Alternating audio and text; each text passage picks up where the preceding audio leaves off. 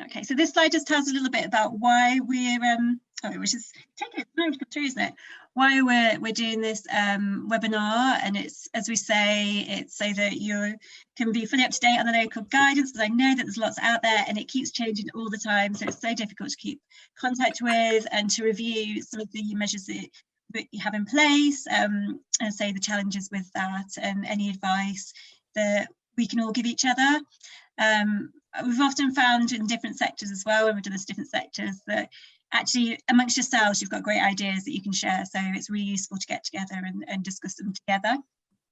And how to access us if you need any advice. So we're the outbreak control team, we sit in public health, and we can give you lots of advice and help. We really are keen to do that, so we want to work with you and make sure that we can do the best we can for you and for Herefordshire. Can we move on to the next slide, please? Lovely. So this is a little bit about context and an update on what's happening with COVID-19. So we have seen a real impact from the lockdown.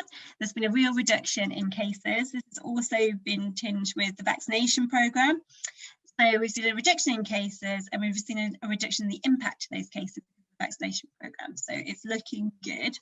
We need to continue with the vaccination programme and increased testing to make sure that we can keep going at the same rate, that keep everybody safe and we keep our hospitals going and functional for everything that we need, not just for COVID. Locally in Herefordshire, we have a low number of cases at the moment. I was on the outbreak control hub today and we only had one case in, which was, you know, I almost feel like it's the calm before the storm, but hopefully not. Hopefully it is all the measures working and the increased testing working. And as you'll see in the news, that we are, well, the government are encouraging everybody to test soon. So that should help to reduce the number of cases that spread by asymptomatic testing as well. Allowing us again to become more normal. So we have a low number of cases. What that means is that we sometimes get small outbreaks when you've got kind of low number of cases, but it's good because we manage to pick them up quite quickly.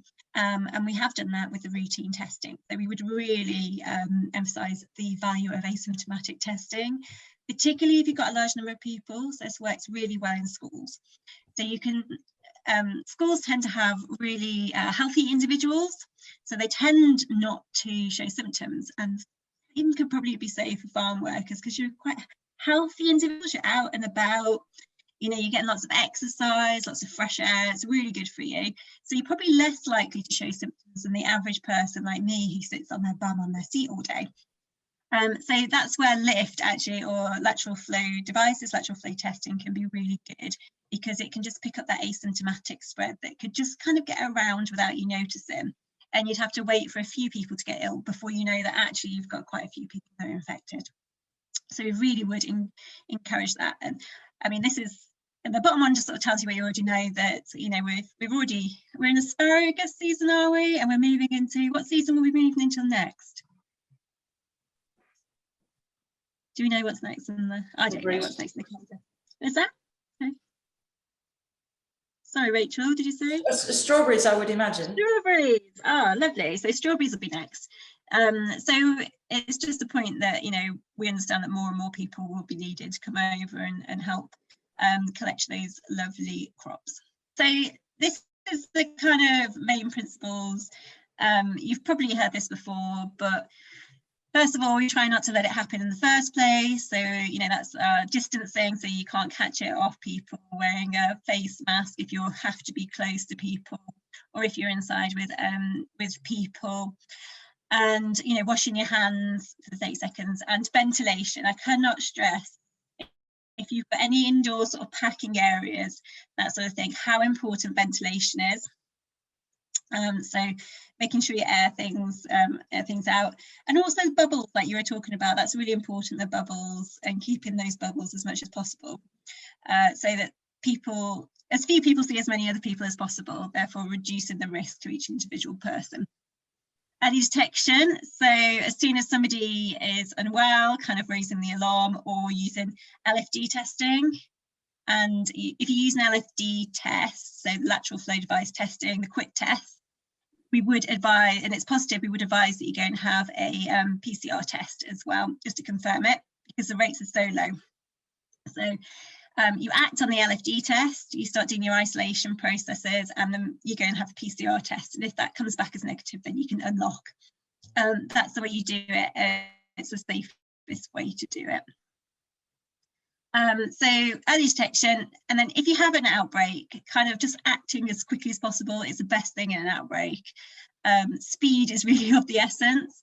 So, you know, getting hold of us if you've got a couple of cases, or if you're worried that you have more cases, proactively just contacting us, see if you can get some advice from us, and putting into place your plans as well about isolating people, making sure you've got the bubble, and you know who's been with who.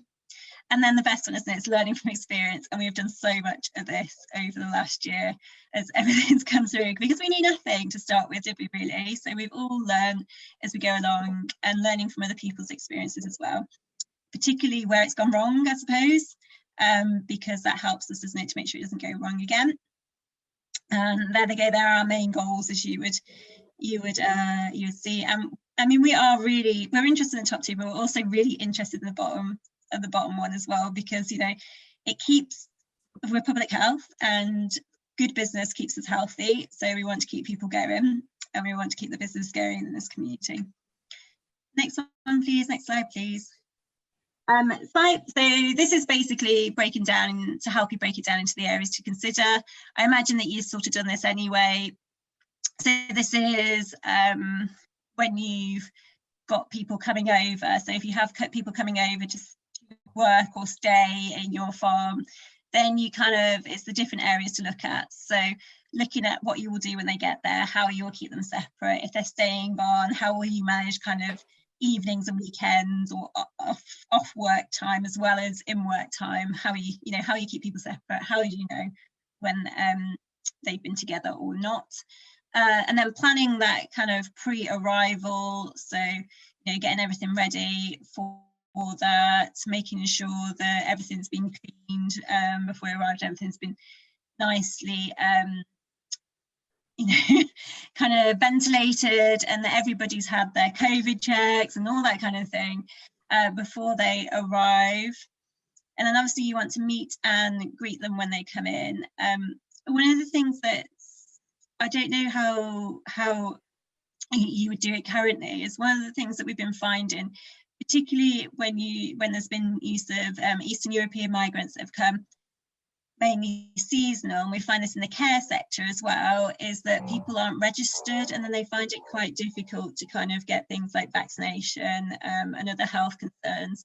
So you might want to consider contacting us or your GP to kind of, how can you get people registered when they arrive? They need that. And then obviously when they arrive, they need to isolate. And how will you do that? How will you manage that? Do we do that on site or not? And then obviously it's the ongoing support, isn't it? So people might not necessarily know how we do it over here, might be a bit different to where you've come from, might not be too sure about kind of the latest regulations. So how are you going to kind of talk to them about that, and how are you going to make sure that people understand? What could you do? Do you use an influencer, somebody who speaks 2 languages, for example, or do you use videos, or, you know, how is it going to work for you? And I can't actually, from where my bubble is, my thing on my screen. Yeah, an outbreak preparedness.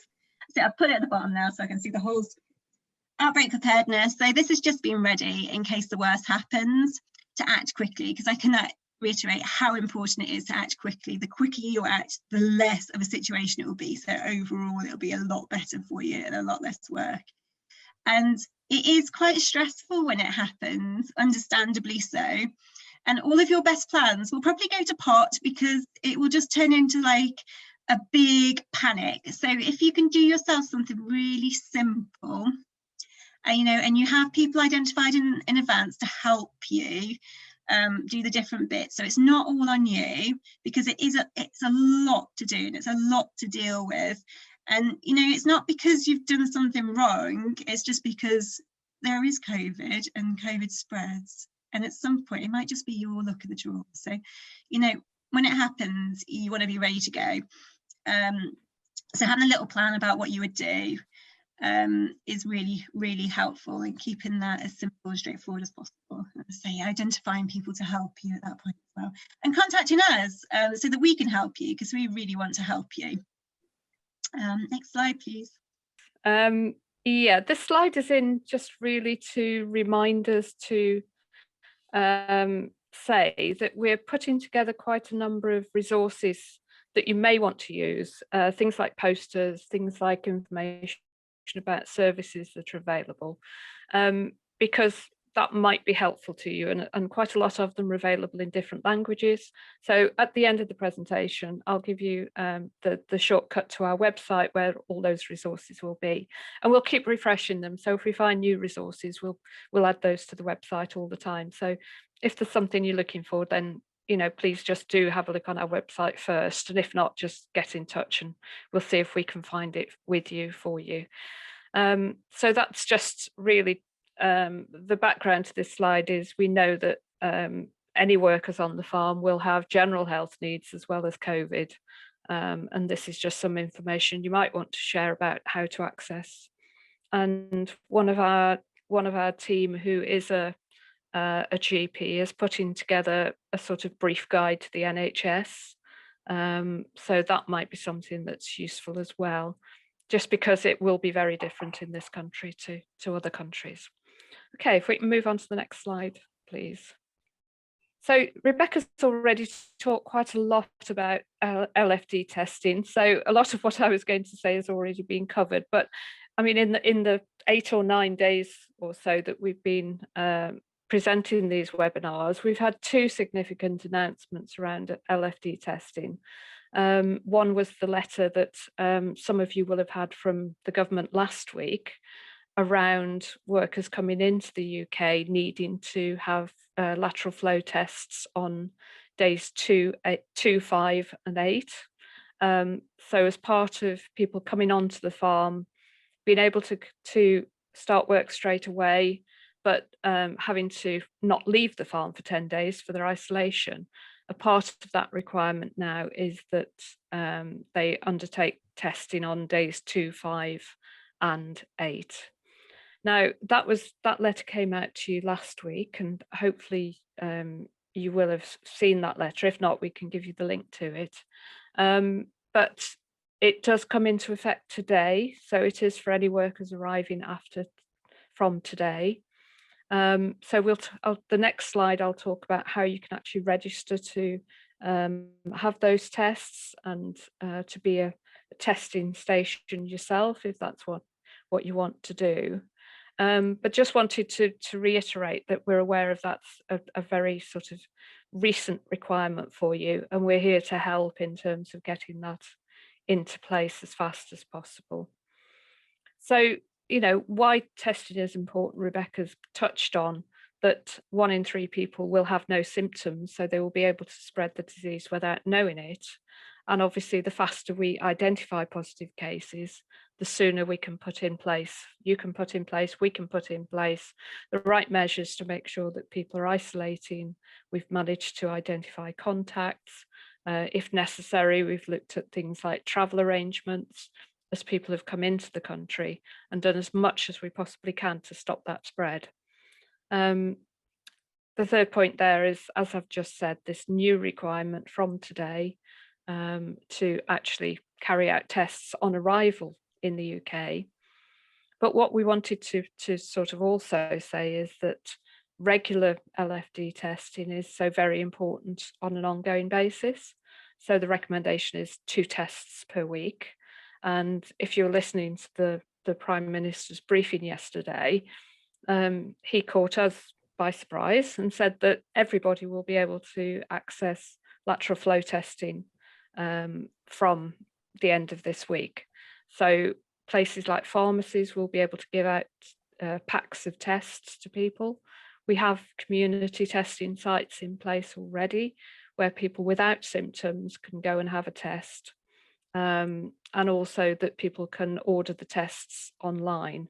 But I'm told that the preference is that people pick them up from our testing sites, actually have the test at our sites or pick them up from pharmacies, because they know there's going to be a high demand on the people ordering them online. So if we can go on to the next slide, please. Okay, so if you wanted to, it depends on the number of employees you have, how you want to approach LFD testing, but there are options. And so until the 12th of April, you can actually sign up with the government, and they will set you up with tests, and you will become a testing site. So you'll be able to do that with your workers on site as they turn up for work. Or if you've got more than 10 employees, you can actually be a testing site, but give those tests to your workers to carry out the tests before they leave their accommodation, before they sort of sign on to their shift. So that preempts there having to be that 30-minute wait for the test result if they are able to do it in their accommodation. So there's actually a slight error in that email address there. It is P sector at THSC. So we'll correct that before this presentation goes out. If you go onto the link in that bullet point 1 there, the workplace coronavirus tests, there's all the information you need to actually either, if you're a company, you can go through an automatic portal and register for tests. If you're a partnership or a sole trader, you can email this email address, which is on the website, and ask to become have a workplace testing program in place. So that's the first option that you have for setting up regular lateral flow device testing for your employees. The second is that anybody can attend one of our symptom-free community test sites, and we've got the link there for where those sites are and where they're open, when they're open. So we have them in Hereford, Leominster, Ledbury and Ross, but they operate on different days of the week. So you can book a visit, staff can directly access those. And it may be that if you've got people who are permanent workers and who live off-site, that you might choose to use that option for them to access testing. And then I will also give you at the end of the presentation, we'll give you our full contact details, because if you need help in setting this up, we've got a team dedicated to testing, and they'll be able to talk through with you in more detail what your options are. So I'll give you those details at the end. But so there's, especially now that anybody can access the tests, there's quite a few options for you in how you set this up and how you work it for your employees and yourselves. Okay, if we can go on to the next slide now, I think I'm handing over to Jane. Debbie. So we wanted to share with you a form which we've been using to collect information on farms. And when I say we, I mean the Outbreak Control Hub, which sits within Public Health at the Council, as Rebecca said earlier. The form's designed to either be used now to gather information proactively and to target advice and guidance, but also to be used in the event of an outbreak. So in a minute, I'm going to show you the actual form, and I'm also going to explain why and when the form will be used. Just to say, any completed forms will be kept securely by the Outbreak Control Hub and only shared with Public Health England and other colleagues in the Council in the event of an outbreak. As I said, we plan to use the form proactively, so we'll contact higher risk farms directly over the next few months and go through the form with them, or agree to send it to them by email, and hopefully they'll send it back. We'll also make it available on our website so that it can be downloaded, and you can use it as a way of reviewing your arrangements and making sure that you're recording all the information that we may need in an outbreak situation. If you do send us the form, the completed form, you can send it to us with any queries, any requests for support, or just for information. And obviously, as I said, in the event of an outbreak, it'll be useful to have that information to hand because it'll make it more efficient for everyone. We'll contact you to complete the form. If we contact you to complete the form, we will first collate any information that we have from you that you provided in the surveys that we sent out this year and last year. So hopefully we won't be asking you the same questions repeatedly. And you may or may not know, but we will always contact you if there is a positive case on the farm or cases. And then obviously the completed form will be ready and it will save time. So in summary, you can use the form as a tool for planning, as to check your processes and your understanding of guidance, or to ask for support. And we'll use it as part of our prioritisation work and also in the event of an outbreak. If you have a look at the form and you think there's anything we can do to improve it, if there's anything we missed off, then please do get in contact and let us know. You'll have our details at the end. So let's have a look at the form. I don't know if, Henry, can you bring up the Proforma that I sent to you earlier? Just to say, while we're trying to bring it up, we are actually in the process of updating our website. So if you do go onto the website looking for the form and you can't find it, then just ping us an email or give us a ring. So Rebecca touched on these areas earlier in the introduction. So we'll have a look, just to look through the form fairly quickly, and I just wanted to highlight a few bits and bobs. So section 1 is very self-explanatory. It's just general business details that you'd expect us to need to know, so that's fine. Section 2, site information. Here we want to know how many workers you have, where they're coming from, how they got here, whether they go off your farm to other farms locally, or even if they've been transferred from other UK areas, and so on. And all this information is very helpful in the event of an outbreak, and also to advise and signpost you. And it also helps us to risk rate the farms. So section 3, I've only got a minimised look, so I don't know if you can see section 3 there. But section 3 is about pre-arrival. Here we're asking for record keeping. We want you to think about what records you might need to keep and how you communicate with your workers before they arrive.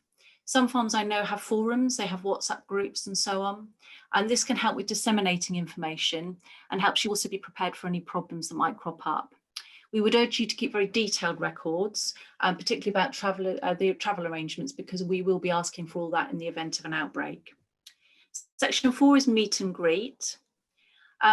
Think about the number of workers that are arriving at any one time, stagger arrivals, obviously. Think through how you're going to maintain social distancing at all times and make the process as contactless as possible. Thinking about also contingencies, you know, there may be times when the plane arrives late and another one arrives early, so you've got sort of twice as many people as you planned arriving at any one time. So think about the number of people you can call in to sort of marshal and make the process as smooth as possible and as distanced as possible. Think about all the information you might want to convey to your new workers and think about how you're going to do that. Make sure you know all the different languages they speak. And probably, to be fair, probably you've thought about most of these things, but you know, I'm surprised sometimes when I run up farms and some of the basic stuff they haven't thought of. So that's why we're kind of going through it and just reminding you. And what I'd always encourage you to do is kind of walk through the process, actually physically walk from, you know, the arrival point right through to when they're in their accommodation and see how it all works. The next section is section 5, arrival and isolation. Having advanced planned all the welfare arrangements that you possibly can, so think about provision of food, medicines and so on. Sort out all the cohorts in advance. If you can, register all your workers with a GP. I know that there's a bit of discrepancy across Herefordshire itself in terms of the GPs and what they expect, but if you can register them, that's great. Also think about how your new workers might interact with the ones that are already on site, particularly around shared facilities and so on. Section 6, welfare. If you can provide a designated welfare officer, then that's great. Obviously, smaller farms won't be able to do that, but if you can at least find a point of contact, an emergency contact, that would be great. The other thing just to mention is that you should be aware of the wider list of symptoms which we've included in the form. It's not obviously just the 3 main symptoms nowadays. We've realised that there's an awful lot more symptoms, and this is particularly important when we're doing contact tracing. So if your staff have let you know that they've been having a headache for 4 days and then we ring you up because they've turned out to be positive, then we'll be going back a bit further to look at any contacts they've had in that pre-infectious period. Section 7, ongoing. Once the workers have settled in, you then need to think about how they move around the site, the flow and so on, and also how you facilitate any activities off-site, such as shopping. Always be thinking about how you can minimise transmission between all your workers. Think about a rota for shared facilities, and particularly think about nighttime when they might want to socialise, and how you can kind of minimise that, or if necessary, actually stop it altogether. Also think about things like if there's any maintenance issue in the caravans, how you're going to manage that. Are you going to get everybody out of the accommodation before anyone like workmen go in? You know, any other contingencies, cleaning and so on. Section 8, workers living off-site. Sometimes we find that farms have just a few workers off-site, and sometimes they have a lot. Sometimes those workers are still overseas or seasonal workers, and sometimes they're just local people. So really think about that and how they get to and from work, who they live with, how they integrate with those on-site, and don't forget to include them in any LFD testing. Again, this is all about minimising contacts. Section 9, other preventive measures. So here we're talking about cleaning, particularly of communal areas. Have you got designated cleaners? Think about the procedure, the frequency, and so on. Also, you know, if you've got a policy for the wearing of face coverings, making sure that it's being policed. Check signage, make sure it's all translated appropriately, make sure it's still in place ongoing throughout the season. Again, flow of workers throughout the site, the way they move, what they have interaction with. And don't forget your visitors on site. Keep very clear records about who comes onto site, when, did they have a cup of coffee, did they go to the loo, did they do an extra job while they were on site, did they go to meetings? And if you have regular visitors, it's quite important to include them in your LFD programme if possible. For example, I spoke to one farm and they had a regular water tester or water guy on site. So they made sure that they included him in the LFD programme. Section 10, indoor areas. I would imagine this is probably an area that you're very on top of if you've got indoor areas, but just to remind you, particularly thinking about sort of tunnels or pack areas and so on, think about distancing, cohorting, PPE, access to fresh PPE, and very important to make sure that you've trained people in what we call donning and doffing, putting on and taking off PPE, when they should do it and how they should do it. Section 11 is all about LFD, and Debbie's talked about this in quite some detail earlier. You might want to just think about what approach you're going to take. If you're a bigger premises, you may be able to actually facilitate the testing by providing pods where people can come in, test in front of a trained person, and then go off out back to their accommodation and get the results by text. But you may also be just distributing them for staff to be doing it themselves, in which case you need to keep records and a matrix to say who's been tested when, and make sure they give you the results. If you do have a positive test from your LFD, then please do let us know as soon as possible, then we can get on top of everything at an early stage. Section 12 is simply to give you an idea of the procedure if cases are notified to us. We're very aware that we sort of sweep in on people and take over their lives for a few days and say, right, tell us everything. So this was really just to give you the heads up in terms of what you might be likely to expect. So who's going to call you, the fact that we might be doing some mass swabbing with you, and also there may be an incident management team meeting called with other bodies like the Public Health England. We'll ask you to attend, maybe people from Infection Protection Control and so on. Section 13, this is really just for us for follow-up action. So I think that's it for the form. So to summarise, the form is there to help you focus on the details, and it could be maybe the basis of an audit for you. And our takeaway message is really to keep very, very good records, test staff, act quickly, and constantly look out for weak links which could lead to transmission. And on a side note, if you can encourage any farming colleagues to get in contact with us proactively, that would be great, because obviously we're only going to be able to get out and about to a few. We've only got limited lists, so if anyone wants to give us a call and ask for advice, then that's brilliant. We're going to take questions at the end, so I'll pass you back to my colleague Debbie for the last couple of slides. Thank you.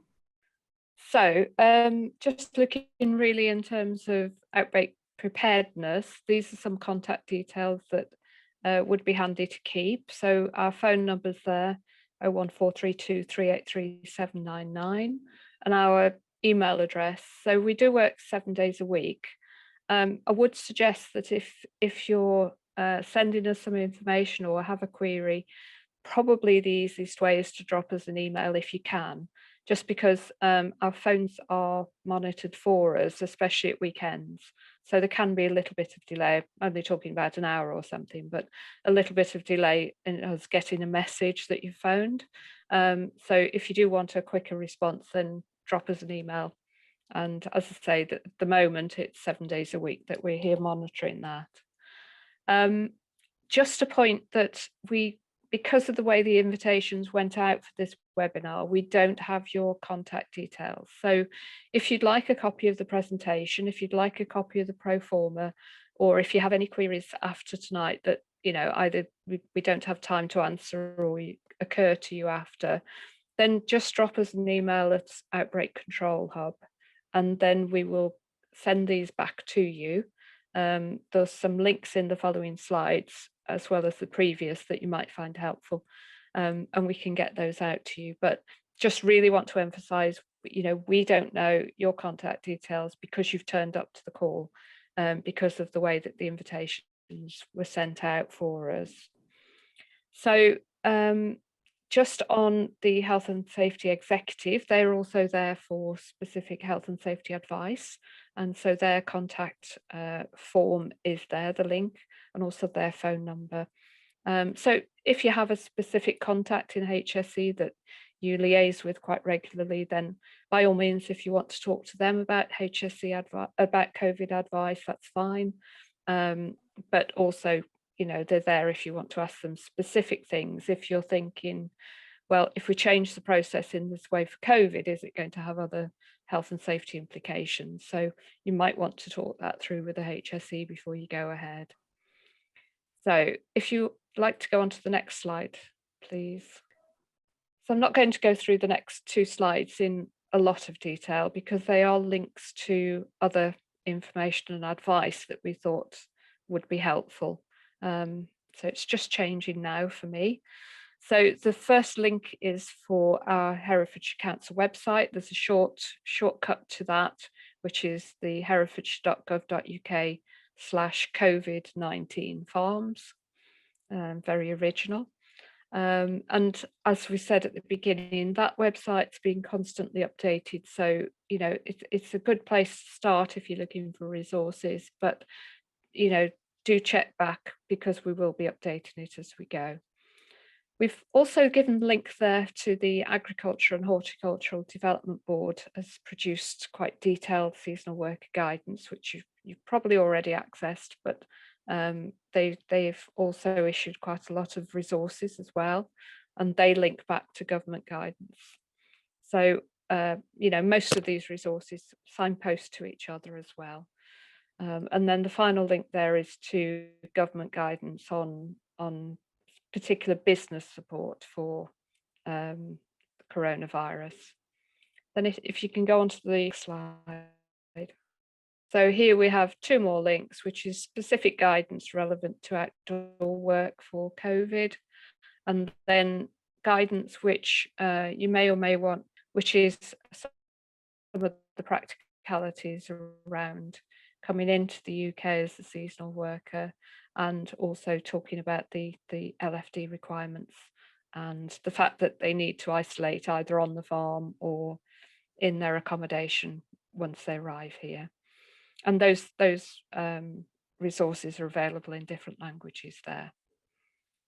Okay, so we'll go on to the absolutely final slide now, which is questions, and I'll hand back to Rebecca for that. Thank you, everybody. I think you can hear me now.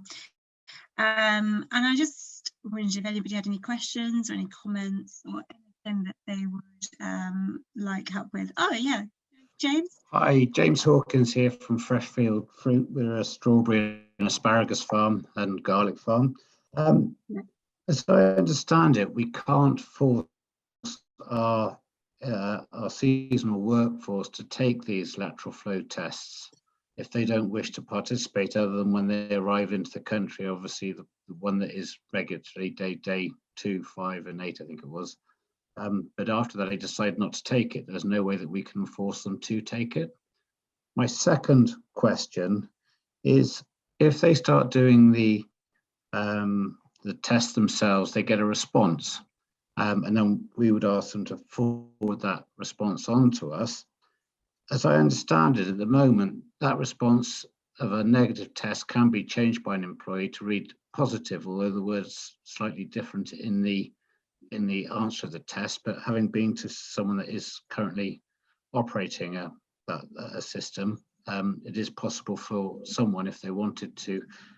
So, for instance, in order to encourage it, we're going to have to offer to pay people if they do have a positive test. But if they get a negative test, they can change that to a positive test. You're absolutely right, James. You can't force anybody to take the test. You should you're legally obliged to take the test when you first arrive. So action can be taken against you then, but post then, no, you can't make anybody take a test. It's all voluntary. What we have found though is we've found that actually people have done it.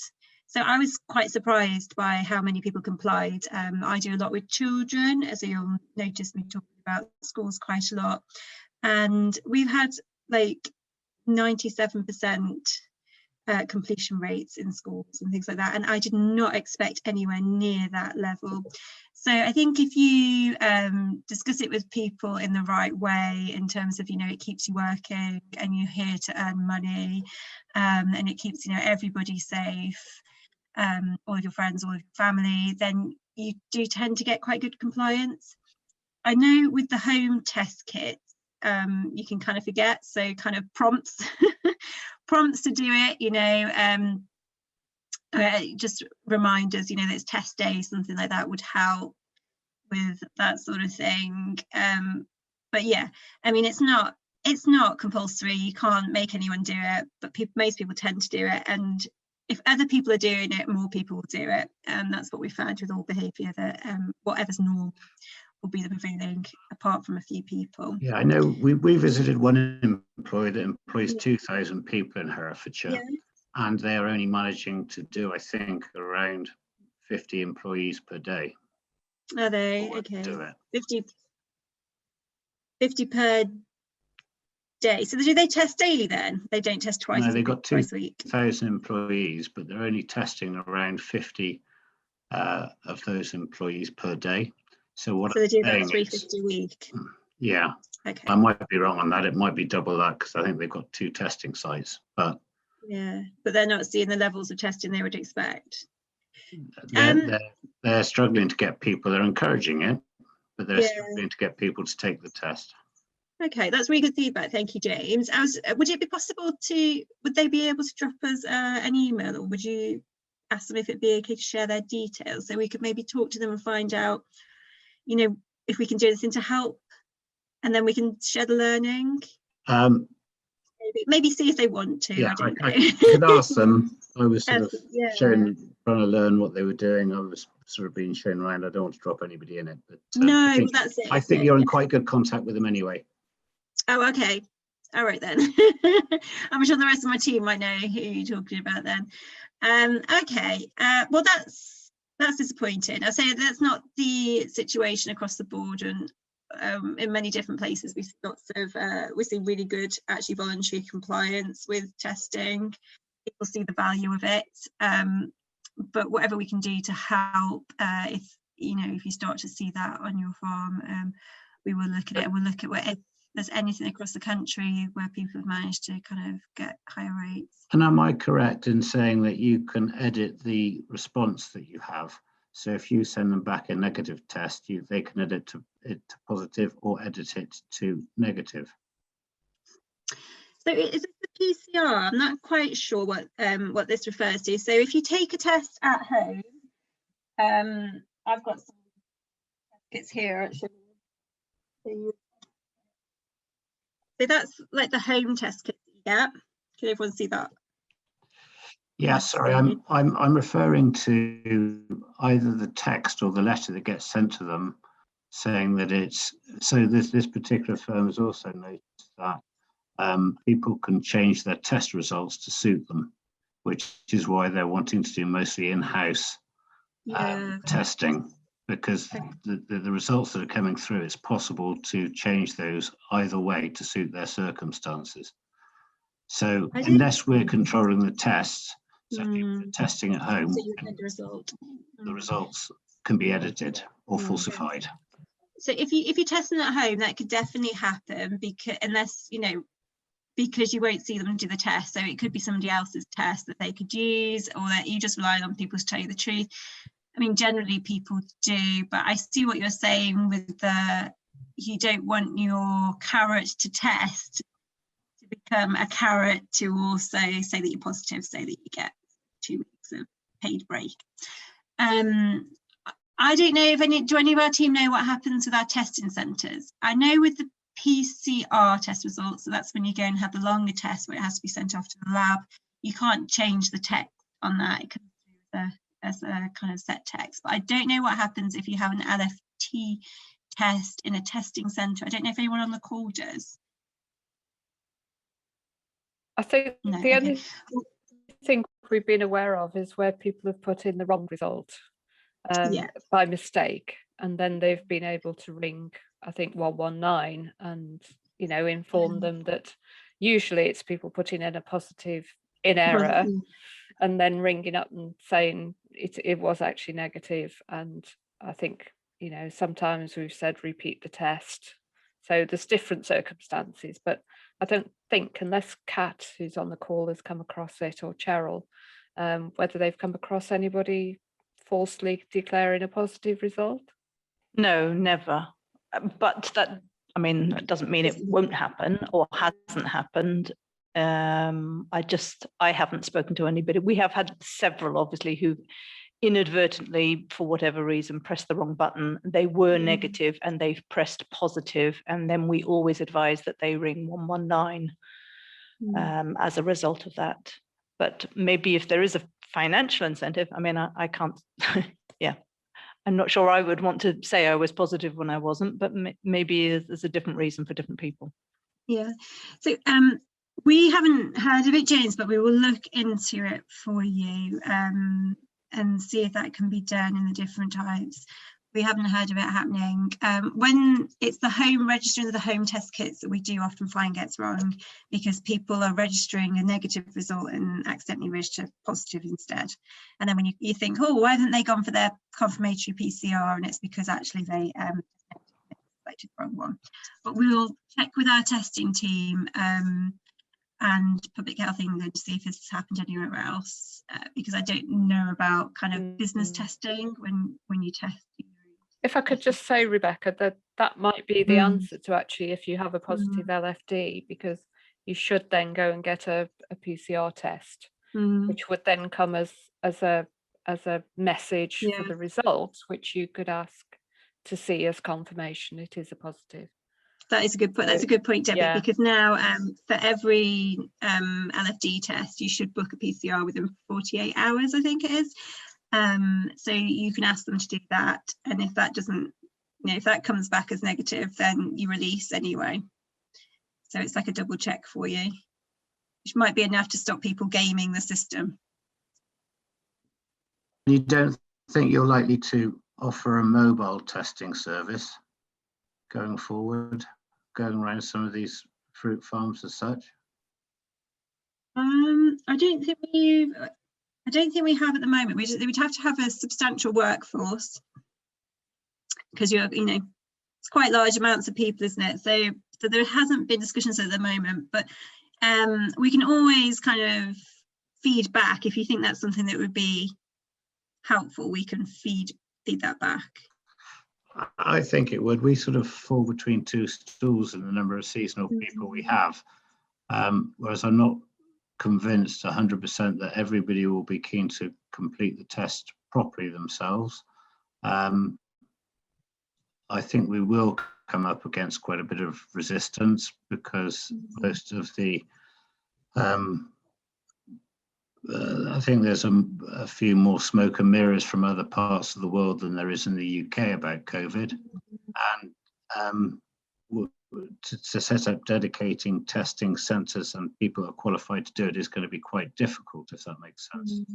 Yeah, we can help with that. So if you drop us an email, just reminding me of this conversation, and we'll pass that on to the person who manages the testing, and they can certainly help to support you in setting up your testing.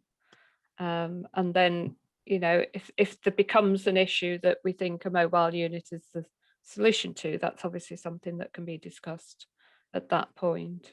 But the first thing is to actually get you in touch with the people who help people set up the testing sites. And then, you know, you're in the best place to set it up in a way that hopefully it'll work well for you. Thank you. So it can be help with getting the kits, it can be help with the training, you know, so they can do as much as they can to make it work for you and help you with that.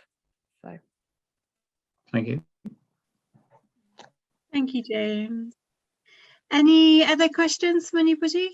I've just got I'd like you to help me out a little bit. I wrote to the P&P sector email, had a reply, gave me a link, and followed the link, went to the government website, but unfortunately it was asking for my company registration number. We're a partnership.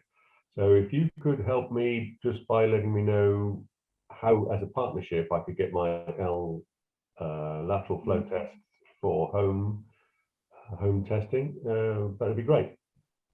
Okay, I think this is another. Do you know the answer to this, Debbie? Because I know that Ashok does. He's like the head of our testing service. I've come across this before. Yeah. It's, well, the advice on the website is that if you're a sole trader or a you know, not a company, that by sending the details that are asked for to the email, that's the equivalent of doing the online application. But if that's sending you in a circle to say, go back on the website and follow this link and you need a company number, then again, drop us an email and we'll get Ashok to advise you whether you come through us and we help you get the test kits. We know there's a delay with the government request as well, because as you can imagine, they're inundated with requests. Okay, so if I email you at the Outbreak Control Hub. Outbreak Control Hub, just the issue you've had, and then we'll get Ashok to see if he can either help you directly or untangle that for you. Very kind, thank you.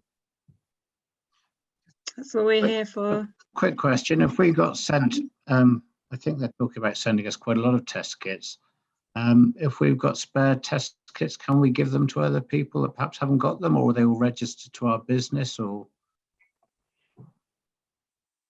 I mean, the test kits are meant to be for you, so we obviously prefer them to keep them for the use of your business. Yeah, that's fine. Everybody will be able to get a hold of test kits as of, is it Monday or the following Friday? Friday. Debbie knows the answer. I should remember this from our morning conversation. So everybody will be able to get them soon from pharmacies. If you have, there's so many ways to get test kits at the moment. So if you have a child in school or nursery or college, then you can get them. If you live with somebody who has a child in school, college or nursery, then you can get them from the drive-through centres or order them online. You can live with a teacher. There's so many different ways to get them now that people should be able to get them of their own accord. So I wouldn't worry about that particularly, and it's probably quite good to have quite a few on site just in case anyway.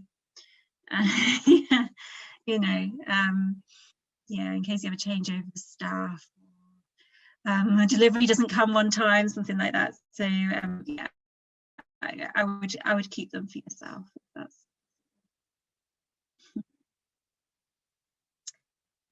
Thank you. Any other questions from anybody?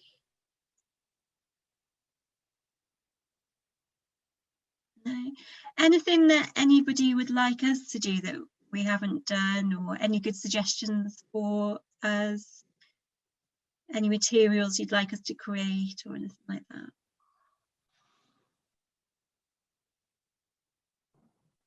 No, well, if anybody thinks of anything, then please do send it through to the Outbreak Control, because we do want to actually, be helpful, because we know this is quite kind of a new and changing environment, and the more we can do to help you, the better. And I suppose another question for me is, thank you so much for joining. Have you got any suggestions for how we can help your colleagues as Well, any better ways of contacting, or do we need to do this at a different time, or any other suggestions that you've got? Videos, what would work for other people in your businesses?